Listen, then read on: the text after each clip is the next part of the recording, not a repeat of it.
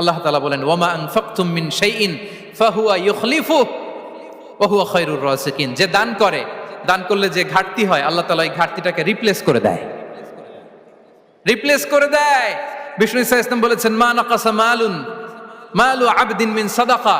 Charity করলে, দান করলে আল্লাহ তার সম্পদ কখনো কমায় না। প্রতিদিন সকালবেলা দুজন ফেরেশতা নেমে বলতে থাকে আল্লাহুম্মা আ'তি মুনফিকান খালাফা, আল্লাহুম্মা আ'তি মুমসিকান চালাফা। ফেরেশতা দুজন বলে আল্লাহ যে দান করলো, দানের কারণে যে ঘাটতিটা হলো এটা তুমি মেক আপ করে দাও, এটা তোমার পক্ষ থেকে বারাকা দিয়ে রিপ্লেস করে দাও।